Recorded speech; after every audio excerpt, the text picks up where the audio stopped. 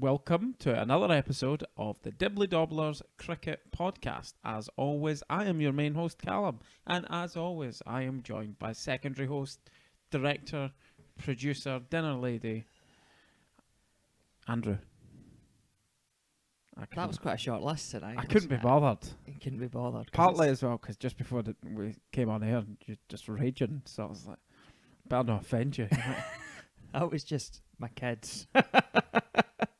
Parent of the year over here.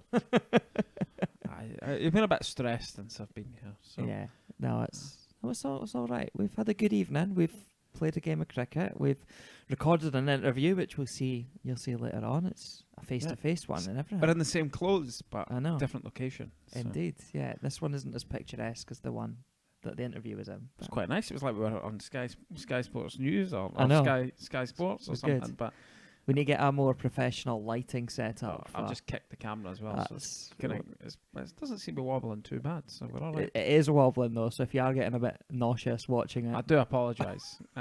My legs are clearly too long. It's not a problem that's experienced in this household very much.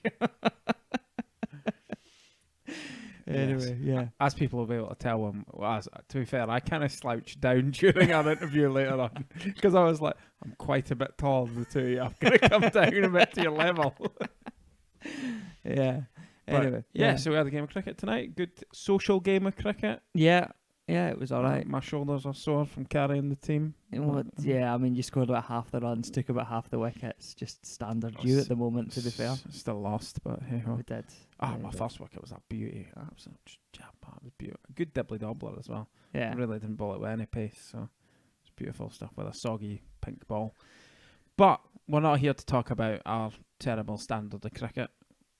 Will we start with Team of the Week, Andrew? Yeah, we'll start with Team of the Week. We will do all that sort of stuff. We've got an interview coming up with Graham Ferguson of Perth Doo'cot Cricket Club, or Fergie as everyone within the cricket community knows him. A well-kent face of Scottish cricket.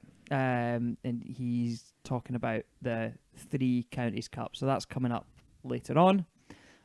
We've got, our usual Team of the Week, Player of the Week stuff. We'll bring the Team of the Week up on the screen. Let's bring it up on the screen. We did share this on social media on Tuesday, so you may have seen it. Yep. Team of the Week this week. So once again, the Northern Lights lead the way at the top of the order. Centurions, Ailsa Lister and Megan McCall. So Megan for the second week in a row. I said it's no longer the Craig Wallace Team of the Week. It's not. The Megan McCall. The Megan McCall Team of the Week, yeah. Some big innings this week. Deanne Forrester of Aberdeenshire, Usman Saeed of Perth Doo'cot, Christian Robertson of Forfarshire, all had 3-figure innings. Well, we actually had a century miss out on the Team of the Week. Yeah, we did. Which I didn't think we'd see that happening. So, I think it's the girls from the Northern Lights that are relegating all these men out of the team. Indeed. Quite right. Excellent performance. Adi Mehta and Leonard Bester of Gordonians and Stonywood Dice. Not quite Centurions, but really important innings in the context of the match for their sides. And I mean, Leonard was absolutely flying. Yeah, 82 off 46 deliveries. At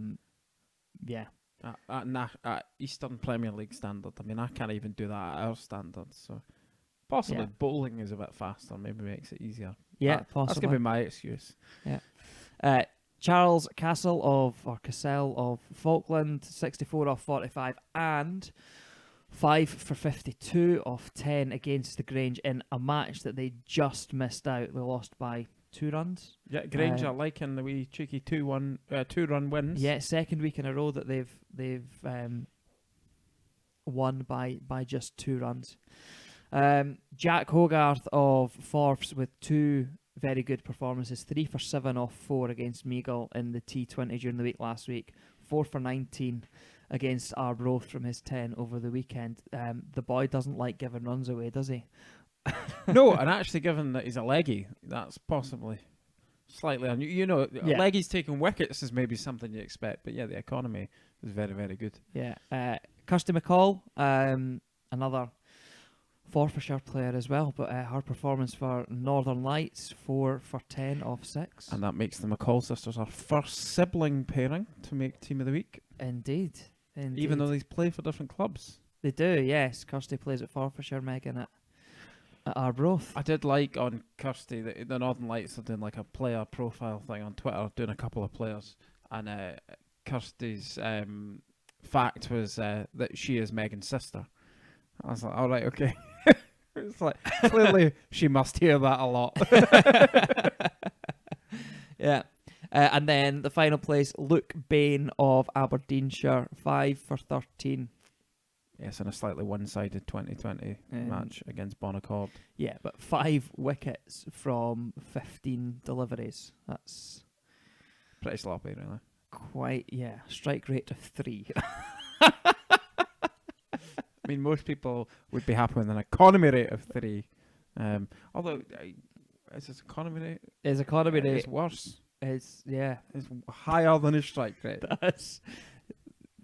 That's quite something, isn't it? That is. Wicket spanked. No, he wasn't hitting. Yes, I think it was a bit of a mismatch in the game for Aberdeenshire versus Bonaccord in the 2020. But because I suppose we didn't point out that Deanne Forrester's 139 not out was in a T20 as well. That's a mighty haul. Yeah, it is. And we're Team of the Week. We're seeing some, names that are repeating quite a lot. Usman's one. Deanne Forrester's been in a couple. Northern Lights. Megan McCall's been in two. Obviously had Craig Wallace before. Is it Jack Hogarth's second appearance? I think so. Luke Bain, was he not in last? I think he was in last week's team. So we're seeing, and Casella Falkland has been in as well. So and in fact, I think Bester's been in before. So we're seeing some repeat names. So I think our plan is to try and tally up these at the end of the year and see who's going to be player of our sort of team of the year and player of the year. Yeah. So. We've got that to look forward to, although many, many games and weeks to come before that happens. Indeed. Many hours of listening to us, hopefully. Absolutely. And watching us, maybe. Indeed, yeah. But yeah, so, a lot of games going on just now as well. Player of the week this week. Callum, I'll let you talk through this one. Yeah, it was, I think, for me personally, there was a lot of good performances, but there was quite a lot of the best performances, or most obviously biggest performances, I think were in quite mismatched kind of fixtures. Deanne Forrester's 139 not out was against, I think, 9-man Bonaccord side. He's an overseas player. I'm not taking it away. It's still been good enough to make Team of the Week, but that's maybe what people would have thought. That's maybe the obvious one. Usman's, he had 2 good performances, but it was more his weekend performance again against Dundee High, who are the best in the world, look like they're just playing at a level above where they are currently as a club. So this week's Player of the Week, I think it was between 2 Forfarshire players, and it's one of these. I'm actually still not quite right. I'm not 100% sure we've made the right call. It'd be interesting to hear what the listeners think. But I just said it was probably between Jack Hogarth for his wickets and his economy. Yeah. And Christian Robertson for 123 off 129 balls. And I think ultimately part of the reason was, we can bring up the Player of the Week graphic. Player of the Week is Christian Robertson. This is his first game in the EPL this year. He's been playing a bit of twos cricket. And I think it was that kind of, for me, that's kind of what, Jack Hogarth's been in Force Ones. Christian's kind of was a sort of very talented player, and he's come back into it, and that's excellent to see. So that kind of is what put it over the line for me. But top knock against what is still, Arbroath are struggling, but they're still a good team. You still need to perform well. You had some good players getting knocked over for low scores by the Arbroath bowling attack, so it wasn't easy, particularly when the umpires at the game don't even know an edges. So that was. I don't think he edged it. I think he middled it. Yes. I've just kicked it again. What am I on? I've clearly got sore legs that I don't. No, you know what it is? Because I got shorts on from playing cricket, and the back of my knees are all sticky from sweat. Lovely. That's, So, you that's know. really what everyone wants to hear, isn't I know it? it is absolutely, and I've just noticed I've completely moved the camera now, so I'm kind of off to one side. So you just talk. Yeah, and no, I'll just just. I can probably just move it with my foot. So we'll see. No, you move it, right? And I'll just keep talking. Yeah. So I'm not 100% sure actually. I didn't figure out which umpire it was, and maybe better we don't name and shame. But yes, I think Lewis James was a bit upset to say the least. So that was up on Twitter. He made sure he'd captured that. Although I did see the tweet was then deleted. So. Also brought that up, so I suppose it's probably dissent, but I mean,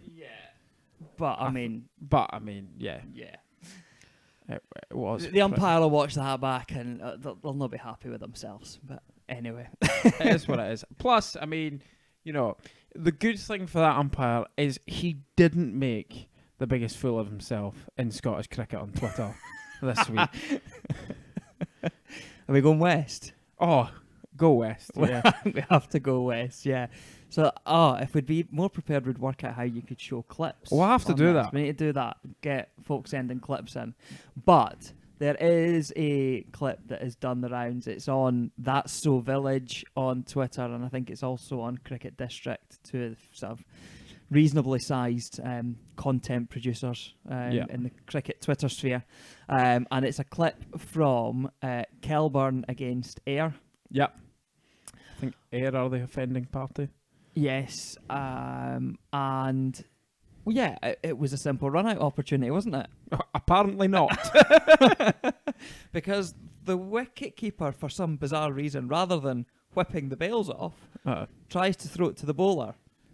And I really do. And the batsman is well out of his ground. Yeah. And I really do emphasise tries as well, because it was a big loopy throw. Well, to be fair though, his throw is still better than the bowler's effort.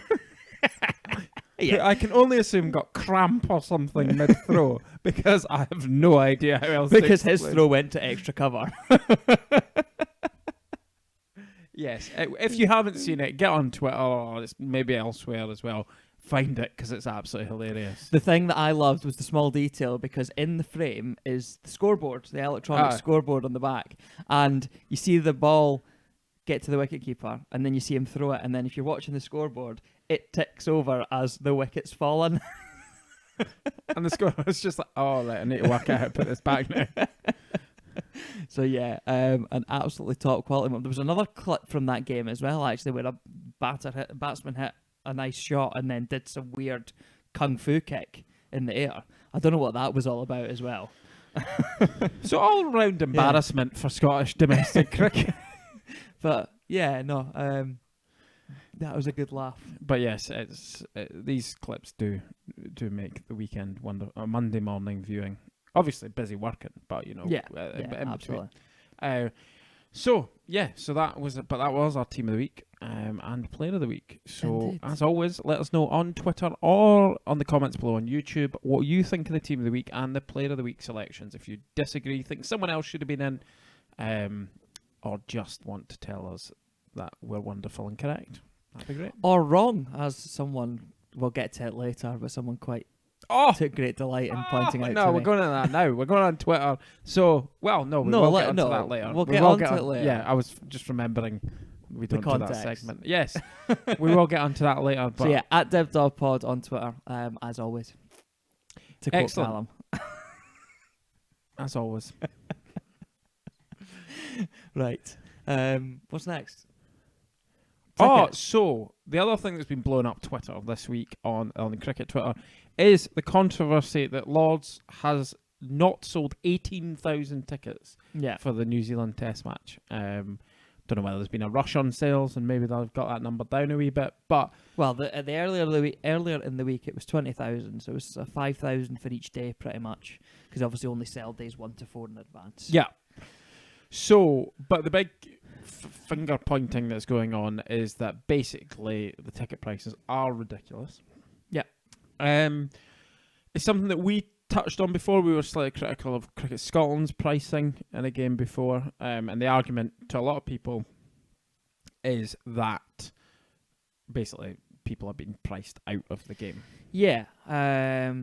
To be fair to Cricket Scotland, looking at the New Zealand games, I think certainly for adults they're priced okay. 37 quid gets you into the Yep. one day. I think that's perfectly reasonable.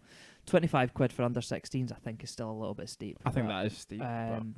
But yeah, the cheapest ticket that you can get for a day at Lords for the New Zealand Test match, which starts tomorrow, is £80 for the day. Yep. Cheapest ticket. And particularly in the wider societal context that we have at the moment, there is sort of a massive squeeze on household budgets. We are living through a cost of living crisis. Yep. And a lot of people just don't have 80 quid to spend. And as I said, that's the cheapest. You're probably more likely looking at 100, 120. 100's kind of the number that's getting thrown out there Yeah. as being, if you want to buy one of these tickets. I haven't looked myself, so I don't know if there are still £80 tickets available, but that's kind of the number that's getting branded. It's like, that's ridiculous. And as I say, I was a bit critical of Cricket Scotland's pricing, but unpopular opinion here, I actually don't think it's that bad. When you take in, and I'll pitch my case for this, is that actually when you take into consideration this is an entire day's entertainment you're meant to be getting. And if you look at the English Premier League, tickets are about 50, 60 quid in the Premier League. There are the odd cheaper options, but that's for 90 minutes of football. If you look at a gig, like a big headlining gig, it's like 80 quid a ticket. We're going to a gig in 4 weeks time, and I think we were 90 quid a ticket for something like that. So I actually think it's one of these that initially I was like, £100, that is ridiculous, but it's also taking place in London, which I do think has to be taken into consideration. But the Oval is a lot cheaper than Lords is. Yes, but I actually think it's maybe been blown. It's not comparing cricket with what other entertainment there is. And I've seen some opinions, like I saw somebody post up, I can't remember who it was, that if it was KP and Ian Bell, fine, I'd pay to watch that, but not for, go and see Zach Crawley and Alex Lees. I mean, the ECB or whoever's setting ticket prices, they can't go by that logic. They can't go, England have a good team, so that's our ticket prices. Let's ramp the prices up. England are rubbish. Let's reduce it. At the end of the day, there's a cost of living crisis, but also sports funding has been decimated over the pandemic. And also, these people are also experiencing the price increases. And I actually think cricket has this terrible habit of, when comparing itself to other sports and other forms of entertainment, actually devaluing what the product of cricket is. I think it is probably still a bit steep. Yeah. But I'm not actually sure it's as steep as people, when you compare it against other things, actually think it is. I mean, this is two of the best cricketing nations in the world going head to head. Best cricketing nations. Nations, not it's teams. One of the best teams and not. Yeah, but people still went and watched the Rangers in League Two and probably paid £40 for the privilege or something ridiculous to get in. Yeah, I do get your point. I still think that there should be cheaper tickets than £80 or £100. I totally get that for premium seats and things that you can charge high prices, but the game needs to be accessible, and particularly if you're wanting to sort of get even like kids involved in things. And I mean, a family day out at the Test is just out of range for a lot, probably the majority of working families. A day out at a Test match or a week's holiday in a caravan is kind of a similar price. And so for a sort of working family, what you're going to choose, you're probably going to take a week away because you get a full week of stuff. Yeah. Although, slight arguments are that you'd be paying for other stuff, wouldn't you? Yeah, but I mean, I get what your point is. There's other costs of going to a test match as well. There's always that balance of there are certain football clubs have tried to bring prices back down and actually have found there's very little success in that kind of thing. And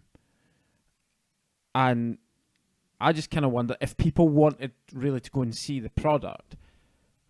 I think they would. There's this sort of grandeur about Lords, and that's what some people's problem is as well, as they think they're all snooty and yeah. I just think that we're used to seeing sparse crowds in test matches across the globe. We're not used to seeing them in England, particularly against a side as good as New Zealand. And at Lords as well. And at Lords too, yeah. And for it to have sort of 5,000 empty seats every day, it's just very concerning for sort of the direction that Test cricket is headed in England. And hopefully we see sort of fuller crowds through the summer and the other fixtures. But yeah, it's not a great note to start the summer on. But do you think, if it was the sort of KPE and Bell era, they'd have still sold out Lords? Yeah, probably, because yeah. Ultimately, success draws crowds in. It absolutely does, and it is when they're going through the leaner patches that these things are highlighted. But even if the success is drawing people in, I still think there is a point about making, for me, what is the ultimate form of sport, much more accessible to the common man in the street. Because for me, Test cricket, it is the ultimate form of sport, full stop. And I'm sure, because this is a cricket podcast, most people listening will agree. Well, I'd hope so. Otherwise, just turn off. Yeah, but money also makes the world go round, is kind of my slight theory on it. We already see that in cricket, the BCCI have got, and I'm not suggesting that 20 quid off a test match ticket price would solve the problem here, but the BCCI constantly throw their weight around because there's so much money. They have so much money. I mean, it's getting to a ridiculous point. I mean, I kind of would almost call for people boycotting anything to do with the BCCI, because I actually think it's becoming ridiculous, but that's maybe a rant for another time. And English cricket has to be able to compete and keep up, and it needs revenue streams. And as I say, I'm not saying it's not a bit steep. Like, I get where the frustration comes from.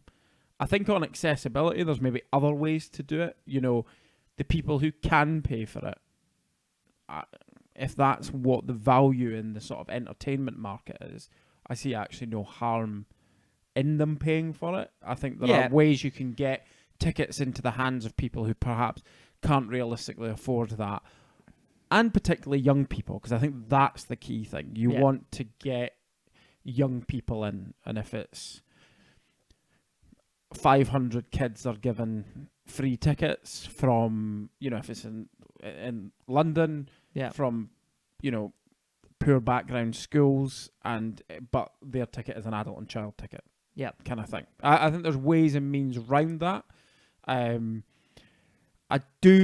It does worry me that nobody's been proactive in this and gone, right, we are not selling this out. Mm-hmm. Can we do something like that? You see the local football club to us in Perth, St Johnstone, they will at points put a dump of tickets into certain schools or, you know, round clusters of schools, just to kind of try and elevate the crowds. And it's kind of like, well, could you not have done something? They've not found this out overnight. But I just worry that cricket still sells itself a bit short. I know that there are clubs that, if they break the £100 barrier on subs, they're like, oh, that's a bit steep, that might put people off. It's like, I wouldn't put your kid into a football team. Yeah, and there is that side of it as well. But so you're kind of happy with the price point. as is. I think it's a bit. I think it's a bit high, No. but I'm not convinced it's as insane as what is being made out.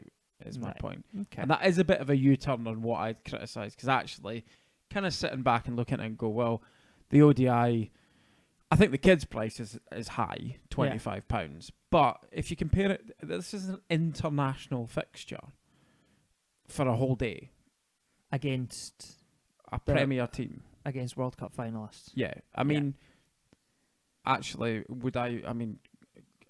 I'd definitely pay more than £37 for doing other things. Yeah. But, yeah. So but it is a bit steep at Lords, but not as steep is my point. Fair enough. Scotland have been in action this week. I think we'll probably do a more detailed chat on it next week, because they still have one of the 4 fixtures to play. But they've been in action over in Texas at the Musa Stadium, just outside of Houston. I've played twice against the USA, lost the opening one, won the second one, and then defeated the UAE yesterday in a game that looked like it was maybe slipping away from them until Cal Coates-er and Michael Lease came together. I think it undoubtedly was slipping away from them. I mean, Cal Coates is maybe somebody who's not... He's not been on, if you look at the past 2 years, he's maybe had decent form, but in recent innings has maybe not produced. But, I mean, he's certainly stepped up to the plate when required. Yeah. I think it was 5 years since his last international century, or his last ODI century. Right. Because he'd had a T21, I think, hadn't he? Him and Munsey had that ludicrous opening stand where they both turned up. But yeah, it's the first ODI century for a good while. And he just looked in good control, although he was dropped twice during I was going to say, perhaps if UAE fielded better. It would have been a different kettle of fish. And Michael Leask as well restrained himself. We've seen in recent times some big hitting from Michael Leask, and he controlled himself quite well, I thought. Yeah, he got 47. He got out a debatable LBW call. A bad LBW call. He deserved his half century. Batted superbly well. But yeah, we'll talk about the series as a whole sort of next week. What about that pitch they're playing on, though? I thought that was actually somebody's patio or something when I saw the pictures. You can actually see the umpire's reflection on it from the camera. I mean, I know we were told there wasn't going to be, that's what to expect from the groundsman, but I didn't think it would be as bad as that. Yeah, it's just like batting on the M8. It's just... And, I suppose as the Scotland-USA scores show, 2 first innings scores of 300 plus. Yeah. UAE haven't been able to do that, but then I think with the best one in the world, they're not maybe at the standard of the other 2 teams. So, interesting pitch though. Again, check it out online if you've not seen it. Yeah, ICC.tv. The last fixture against the UAE will be played on Friday. So still one more Scotland game to go. Right, let's focus domestically again. We mentioned at the start that we've got an interview. So earlier this evening, after playing a game of cricket against him, we had a chat with Graham Ferguson of Perth Doo'cot Cricket Club and the SPCU's competitions committee to mainly discuss the upcoming 3 Counties Cup fixtures, which kicks off this weekend. New format for that competition. So we will share that interview with you now.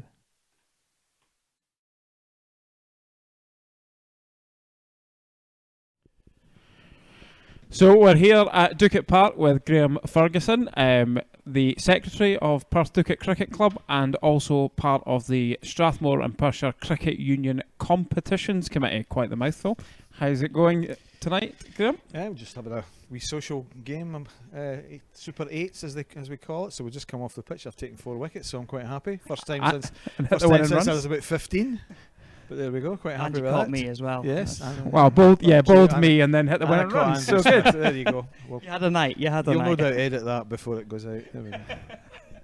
That's it. We'll no hold a grudge. It's all right. So we're here up at Doo'cot Park. As I say, we've just been playing a game, so excuse the scruffy appearance, although we're usually pretty scruffy anyway, so it doesn't matter. So we're here to talk about the latest format of the Three Counties Cup. So I suppose for our listeners and viewers, Fergie, do you want to explain to them the new format? Yeah, well, the Three Counties Cup traditionally, it's probably been about, well, it's on the go since before I started playing, and I've been playing for about 45 years now. It's a long-standing competition. Traditionally, it was the midweek knockout competition for the Premier Division sides in the Strathmore Union. It's kind of been overtaken in recent years by the Cricket Scotland T20 competition, which a lot of the people looking will know as the Murgatroyd, although that's now changed sponsorship, so it's simply the Cricket Scotland T20 competition. It's kind of taken priority, which made finding midweek slots for the Three Counties Cup pretty difficult. So the way that the top division of the Strathmore Perthshire Union is now scheduled at weekends means that we had 2 free Saturdays. So we looked at identifying one of those Saturdays to play the Three Counties Cup. As we had 12 teams entered, the obvious suggestion was 4 venues, 3 teams at each venue, have a T20 day at each, and the winning team from each of the 4 venues will go through to a finals day, which will be held on the 31st of July, incidentally here at Doo'cot Park. And that's really, it came out through a range of things. I mean, the old traditional competition had to be regionalised because you were playing midweek. Yeah. There was only so far you could go, so you had a situation where the same teams were playing the same teams every year. There was a little bit of boredom, and there was a little bit of a wish for more cricket. And so we've tried to provide that by giving teams at least 2 games, and hopefully they'll like the format. And it's still regionalised-ish this year, isn't it? So it's still Yes, sort of yeah. The 4 2 groups from the venues, north the and 4 2 from the venues, yeah. The 4 venues. One in Fruchie, which takes in Fruchie as the sort of southernmost team. Ourselves and Dundee High School. You've got a sort of an Angus tournament, Dundee, Forfarshire, Arbroath. Then you've got one over in the other side of Angus with Meagle and Strathmore and Kinloch, and then up in Aberdeen as well. So you've got the 4 locations, and it's still regionalised. It has to be. You're starting at 11 o'clock in the morning, you're finishing at 8 o'clock at night. So you don't really want to be going from Huntly to Perth or vice versa, or Huntly to Fruchie or vice versa. Yeah, so you can do that. it's when a long day. It's a long day Yeah. as it is for a league game. Never mind leaving for an 11 o'clock start. Exactly. Yeah. And is that a coloured ball format? Pink ball tournament with coloured clothing, or pyjamas as I like to call them, optional. For some clubs have them, others don't. So the pink ball format allows a choice. Yeah, and I suppose for these teams as well, next year in the NEC, that's the way it's going. That's my understanding. Yeah, that they're following the National League and making the pink ball compulsory, which then still gives the option of coloured clothing or whites. But my understanding is that the pink ball, that's the direction the SPCU will go, same as the National And League. coloured clothing encouraged. Coloured clothing encouraged, yes, and an opportunity for clubs to get sponsorship, but at the same time, not every club can, so it seems to me to make sense to make it optional rather than compulsory. Yeah, I think that seems sensible. You don't want to end up putting clubs off entering the NEC. No, because they need these again, things. kit it's expensive enough to buy whites. Never mind, you need another, a set of coloured clothing as well, because it's not every club that will manage to secure sponsorship. I mean, some clubs are fortunate, some less so. I suppose you're going to have a lot of NEC teams of guys jumping up and down, maybe from 1s and 2s or 2s and 3s and things as well. Yeah, absolutely. How many sets of these things do you buy? What does everybody need to get one as part of being a member of a club? You have to get a set of whites and a set of coloured clothing. It's just something that the people running the game need to think about. There's a lot of cost involved, and it's not every club that can get sponsorship. But if that's the way that the people that are playing the game want to go, then officials need to listen to that. I'd imagine there's one swing bowler at this club who might be disappointed with a red ball disappearing. I think he filled in. I think Ivor filled in his survey the minute he got. I think he forgot all the other questions and just went straight to the one of, do you want pink balls? Absolutely not. They don't swing. So his entire extended family filled in the survey. Yeah, he probably got relatives. Probably got relatives down in Berwick. He probably got the whole of the Berwick League to fill in the survey as well, but it didn't work because he's been outvoted, unfortunately. I'm probably with him. I think even as a batter, I think the game's skewed enough towards batsmen these days, and the pink ball doesn't swing. I hope if we are going to go to pink ball, it's a better standard pink ball, because the one we use at the moment isn't up to it, in my opinion. I mean, as a slow Dibbly dobbler, exactly, who likes to swing the ball. I'm not a huge fan of bowling with a pink ball either. But hopefully it doesn't come as far down as my level. So well, it'll be even harder for some smaller clubs to secure the amount of money involved to get kit. So they do have to be mindful of it. But as I say, that's the direction. It's not as if the SPCU main management committee haven't asked the players. They've gone out and surveyed them. Perhaps sometimes the players need to think a little bit from the club point of view, that these things come at a cost, and it involves additional work. But at the same time, you can only ask the players what they want to play the game. Yeah, and I mean, for me, I think it makes sense at the NEC level, because the NEC level should be that preparation ground for the Eastern Premier League. The Eastern Premier League needs to be your preparation ground for the national team, and having that disjoint where you've got a national team that play exclusively white ball cricket, in terms of their competitive cricket, having sort of their main club competition playing with a red ball doesn't make a huge amount of sense. So I can absolutely see the reasoning behind it, and I think the NEC following suit makes sense as well. But I think when you then get below that level, it's much more recreational rather than there's different ambitions for different clubs and different ambitions for different players. As you say, if you want to play in the National League, then you've not really got any choice. If you're a club that's swithering about coloured clothing, but then you win the league, it's not a choice anymore. That's going to be what you're going to have to do. So suck it up and get used to it. As you say, if you then play National League, you then go to Eastern Knights or Caledonian Highlanders level, and then you aspire to the national team. That's almost exclusively in coloured clothing now. Yeah, absolutely.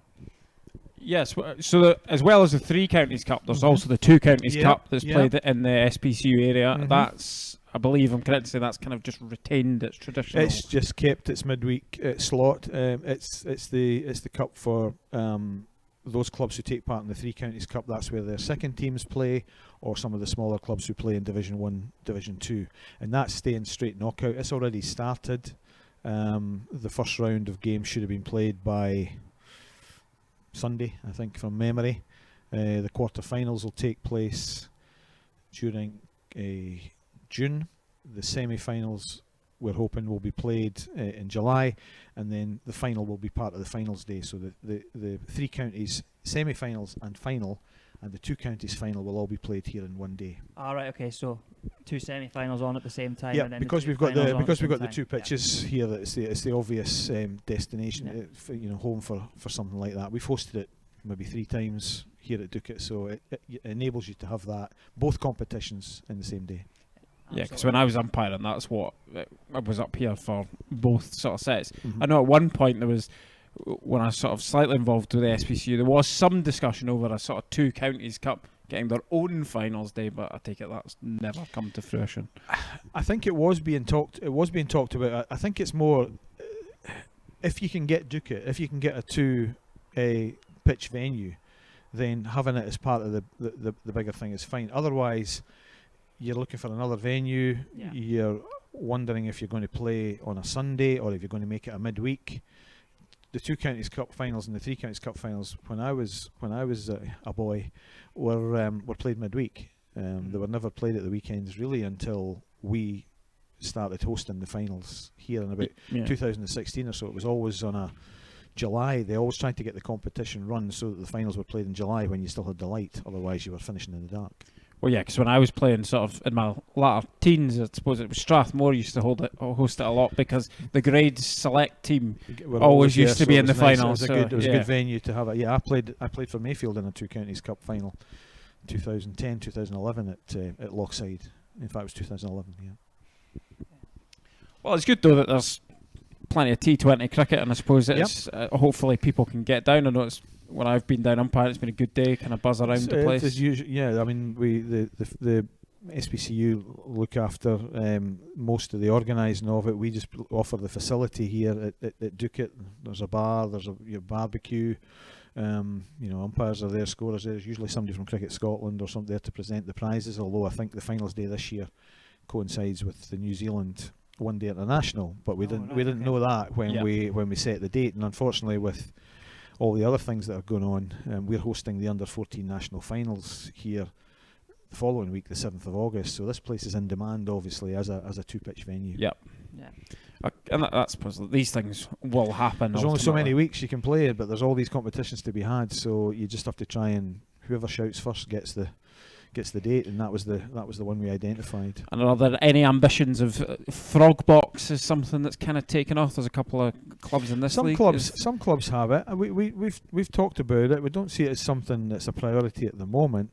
I know why people like it. I see it as fairly kind of one-dimensional compared to some of the videos that I see on YouTube from the likes of Three Bridges or Sanderstead, where they follow the ball all the way, whereas Frogbox to me seems to somebody hits it out a shot and you're kind of waiting to see somebody's body language to see what happens, and there's only so much entertainment value that gives me. I don't think I'd be sitting in the house watching a live stream of a just a square for 5 hours. But if you give me a Sanderstead or a Three Bridges thing where you're following a lot more of the action, that's a different story. Yeah, I think that where the Frogbox stuff really comes into its own is the sort of highlights that you get from it. There was one clip from the West over the weekend that went viral, a game against Ayr and Kelburn, and a hilarious run-out opportunity which wasn't executed. And I think it's great. Definitely, like if you're talking about running between the wickets, then we didn't want to get a Frogbox. Well, that was also caught on Frogbox at Perth Doo'cot. I know I saw it, but the less we can get on Frogbox of a running between the wickets, the better. I think would be my suggestion. From back to the sort of finals day perspective, are a couple of clubs maybe going to bring the Frogboxes along, and then we could get the two games They probably online? will do it. It depends who it is. You know yourself who the clubs are that have been into the sort of video games and taping of games. So I know certainly when it may have been the finals just before COVID. I know Ian Potts at Forfarshire.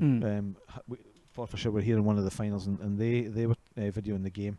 In fact, it may have been a T20 game against us. But yeah, if they want to bring it along, absolutely fine. They had their T20 Frogbox along, for the T20 last year. That's maybe what I was thinking about. That's maybe what I was thinking. But yeah, I think. I mean, if the SPCU can go to these clubs maybe and say, can we have the Frogboxes for the finals day and get them up sort of shown online, I think that would be a fantastic. And then if you need two commentators if the SPCU need two commentators, two professionals to do you need to get a shirt and tie and everything. Oh well, we can do. We can do scruffy. You've got standards. We're going to get branded Dibbly Dobblers T-shirts. Who's double and who's double? That's we'll have that fight off there. Officer double. Yeah. But yeah, so I suppose just to sort of wrap things up, obviously we touched on it on the SPCU side of things with the 2020 Cups, and it's great to see these things are still thriving, and with the Cricket Scotland one as well, there's more T20 cricket for the top teams in this area. But what are the goings on at Perth Doo'cot itself? Is there anything going on lately? The season so far has gone pretty well. I mean, it's difficult with the format of the Premier Division, where you play your local teams in a block and then you go up north and play those teams, and then you come back to play your local teams. To me, it doesn't really. You don't really get a feel for the league until you start playing in that second block, because again you're very much focused on your area, and it's when you have to start travelling maybe twice up to Aberdeen, or as we did last year, 3 times up to Aberdeen. I think we've only got 2 this year, thankfully. They're the testers, and it really would be part way through that before. I mean, we're sitting fourth at the moment, but it's pretty tight, and you know, Meagle are out front. Frookie just behind them, I think. Well, Meagle and Aberdeenshire are undefeated. And I think that's it. Both of them are kind of like, well, you're not. That's one of the things we kind of touched on this. But you're not really comparing apples to apples with it, and it's. And there's argument to say one section might be stronger and one might be weaker as well. Possibly, and that could possibly. I mean, I know why because of COVID, things were done. I mean, there was when Huntly and Frookie came in to make it a 12-team league. It was done, I suspect, in the belief that we weren't going to get a great deal of cricket and we were going to have to play in 2 blocks of 6 and we weren't going to go into other regions. After they were then invited. The restrictions lifted a wee bit and we found we had a 12-team league. Now, there's no way you're going to get a 22-game season in. Yeah. You would have had to either start it a week earlier, finish it a week later, which wasn't ideal, or you would have had to play 2 Sundays, which wasn't ideal. So this format that was come up with of the 5 games, then the 6 games, then the 5 games, had to continue again this year. But my understanding is that there'll be an expectation of getting back to 10 teams. That was my next question. Next year. So it looks like 10 teams next year. So I think the top 2 in Division 1 are entitled to be promoted. At the moment, it looks like that's Doo'cot and Falkland in those positions at the moment. Obviously, potential for neither to be eligible for promotion Correct. anyway. Yeah, depending on how Falklands 1's doing. We could be looking at 1 team relegated. We could be looking at 3 teams relegated from the National League. It really depends. It depends what happens in the National League, who comes down. Where they go. Depends if the Strathmore Union winner wins the playoff and goes up. So you could be looking at possibly 13 teams. Again, Division 1, if we were to win it, then we couldn't go up unless we were promoted to the National League because our first team already plays there. Ditto, Meagle would be in the same boat unless they went up. Falkland's slightly different because they are in the national leagues just now, so their second 11 could go up provided their first 11 don't come down. And you've got potential for Arbroath to they're looking not great shape in the Premier League. They've not got their pro and their overseas amateur yet, so they haven't had a great start. But I suppose there's room. The good thing is there's room in Division 1 and Division 2 to take in more teams. Hopefully, I mean, we were sorry to see St Andrews go. We've always had great games against St Andrews, good bunch of lads, and it was really sad to see them go. And we did kind of push for Meagle being the obvious ones to come up to be in Division 1 and that strength in Division 1, because it could have been not weak's not the right word, but 7-team league was a lot of gaps in the fixture list. You're gonna have a lot of and Meagle were the obvious candidates. They won Division 2 relatively comfortably. They were a National League side. They had a good squad of players, so it seemed the obvious thing for them to come up. Indeed. Well, that's been a very insightful conversation, Graham. Thank you very much for taking the time to speak to us. Best of luck for all the finals day stuff that's organised and for your team, Doo'cot, for the rest of the season as well. Thanks, guys. And we'll hopefully speak to you again at some point. Yep, thank you very much. No problem. Cheers. Thanks, Callum. Thanks.